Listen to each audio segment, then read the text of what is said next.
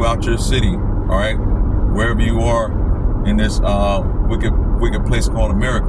You can have 100 plus small businesses, all right, or mid-sized businesses run by the so-called Negro, Latino, Native American. We still have to go to our enemy and want of all things when it comes to the bare resources, okay? And most times, even the regularly ordered, things that it takes to run a business. We have to go to our enemy and want of all things, okay? So for a lot of clowns that want to get on, that might go in the comments or make their own videos and talk about it. Hebrew Israelites always talking about this, that, they're all talking that woe is me, and, there's a bunch of bums, man. You get up, start a business or what. Well, you still got to go to your enemy, all right, and want of all things, all right? How are you even going to get to work? How are you even going to run a business? You got to get gasoline. Well, name me one so-called Negro, Latino, Native American that runs the oil rigs, okay, or runs the company that produce the rigs, okay, that project manages the drilling of most, all right, not even one or two. I'm just gonna say most of the gasoline that's drilled, okay, all that's done by Esau, all right, and these other nations, man. You got Ishmael mixed in there over in the Middle East, all right. All right, and they're Idumean and Persian, all right, Syrian counterparts, all mixed in over there, running that oil stuff, man. All right, to produce the petroleum, the petrol that it takes to even get in a vehicle and go somewhere. Okay, none of our people run that. So to have that movement, those logistics, what do you have to do? You have to go to your enemy, all right, and pay $3 and some change for 1 gallon of damn gas. All right, but you're sovereign. But you're sovereign though. No, all right, you're a prey. You are prey to your enemy. Okay, and you can't go anywhere. Where are you going to go? You're going to get your passport. You're going to get your passport and go to go to the Philippines. All right, go to Brazil. All right, what do you think they run the vehicles there off of? Water? Okay. Oxygen? Okay. Electricity? Where do you go for that? Your enemy. All right. And you still got to deal with the bare evil, which is what? All right. The acism, man. All right, starts with an R. Acism. You hear? So you're not going to get away from it. Okay. So woe to the bloody city, man, which is known as America. But again, this whore has made the whole world drunk with whoredoms, man. All right. Verse 2, it says, the noise of a whip, the noise of the rattling of the wheels, and of the prancing horses, and the jumping chariots. Okay? Man, this place is they came upon our people with with noise, with chariots, man. You know what I'm saying? You can see it in the movies and stuff. They didn't just come waltzing through. All right, they came with horses. All right, chariots. Got to transport some people. Take them where you need to take them. You got to come with the whips and chains. All right, and that's exactly how they came.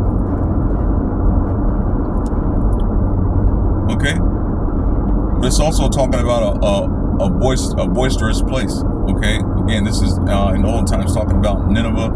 All right, it's just a boisterous place. All right, and it's talking about the prey departeth not. Okay, so there was a very, a lot of evil going on, a lot of wickedness. Okay, that's why you could use this, chapter in this book here to represent both that time and this time, because any city, especially in old times, any city, a great city, had captives, had slaves, okay, and people that had to be driven to do work, to build up the city, okay. So that's why it talks about the whip and the chariots, the wheels, the horses, okay. You can see that if you watch Prince of Egypt, okay, you can see it in that movie. Amistad, Gladiator.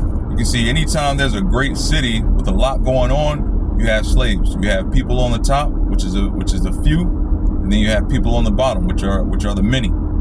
Okay, and you got some in between,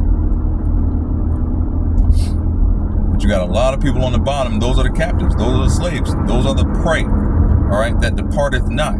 All right. How else are you going to build that city? A bunch of elite, lazy ass elites are not going to do it. So you got to have people on the bottom, the workers, okay, which are slaves. Slaves physically, or slaves mentally, or in this time financially, debt slaves. All right, to the elite, Edomites, descendants of Esau, running this damn place. All right, verse 3, it says, the horseman lifteth up both the bright sword and the glittering spear. Okay, the horseman. All right, lifting up the sword and the glittering spear. All right, and today that's the M4. All right, assault rifle. Okay, that's the glittering sword. Now they blacked them out. You know, they're not chromed out. I'm sure somebody could get one chromed out, but they're not chromed out. All right. But that's the bright sword and the glittering spear. All right. It says, and there is a multitude of slain. All right. So, because in this place you had a lot of genocide that took place before folks even got here, coming in over those ships. There was a lot of slain. So much so that it changed the course of the sharks. All right. When those slave ships were coming over to the Americas in the transatlantic slave trade, there were so many thrown overboard and who jumped to their own death that they had to, the sharks, they didn't have to, but the sharks, you know, I guess there are lane closures ahead. I guess instinctually they had to, but they changed the course of their, of their routine migrations. All right, and their routine feeding routes, simply because there was an abundance of food. All right, which was our ancestors, a lot of our ancestors and forefathers, man. All right, so a very sick time, both in the literal sense and mentally. Okay.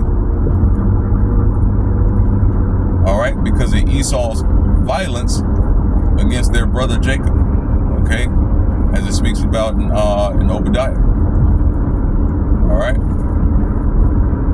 and it says lifts up in this verse 3, and there is a multitude of slain and a great number of carcasses. All right, and there is none of their corpses, or none end of their corpses. They stumble upon the corpses. All right, and you can find that all over America. All right, the graves of our forefathers, where it was just people just thrown in a pit. All right, stacked one on top of each other. All right, stumbling over the corpses. All right. See, Esau and his descendants, man, they made a covenant with death. Okay, they made a covenant with death. So they love death. All right, muerte. Okay, and everything that surrounds that. That's why they have those so-called Latinos Dia de Muerte. All right, that's why they love that. All right, that goes back to the Edomians, man. The Edomian practices, okay? But they put that on our people, all right, through their witchcraft and sorcery. Now they have our people dealing with that. Now they have our people that want to enjoy themselves and all that nonsense, man. Okay, you got so-called Hispanics and Mexicans talking about, it's part of my culture, man. It's part of my culture. The bones. They want to paint their faces with the bones, and you know what I'm saying, wear the shirts with the bones, and have the little puppets in the houses and stuff, surrounded by the Saint Mary candles and all this BS. Oh, that's part of my culture, man.